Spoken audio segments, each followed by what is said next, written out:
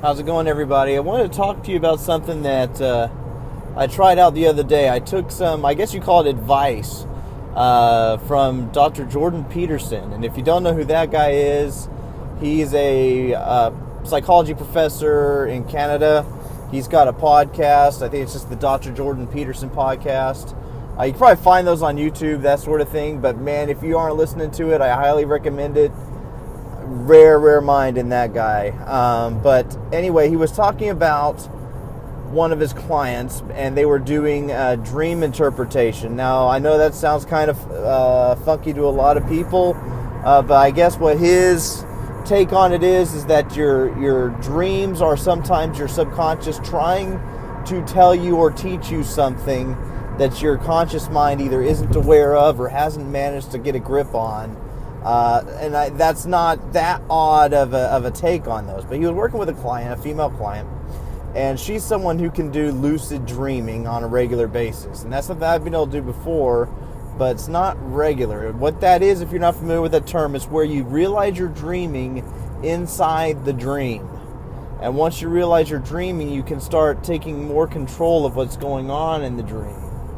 And that actually happened to me a couple of days ago. And this was maybe a couple of weeks after I'd heard him discuss this story. Because in the story, this client of his said that once she did that, once she took control of the dream, she would turn to the characters in the dream, whether they're people that she knew in real life or just, random people that were just existing only in her head. She would turn to them and say, "What is it that you're trying to tell me? Or what is it that you think I need to know?" Something like that. And these characters would then just tell her exactly in detail what they were trying to teach her. And so I tried that the other day. I had a dream about an old friend of mine. I wouldn't say we were super close friends. I haven't talked to him at all. It's been at least 15 years, I think, since I had any kind of back and forth with him. I probably was thinking about him. Well, he's kind of gotten a bit famous, and so he's been a little bit in the top of my head a little bit more recently. But it was someone I went to high school with, and we were just hanging out, talking in this dream, and it just kind of struck us like, why am I, talking with this guy? I mean, this is great that I'm getting a chance to visit with him again and discuss some things. But at some point, I realized it's because I'm dreaming. This doesn't make sense. Why am I dreaming this? And so I was able to turn to him and stop everything that was going on.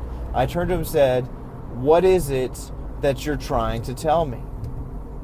And he stopped what he was saying and he looked at me and he said, "I'm trying to tell you that you don't keep up with your old friends very well.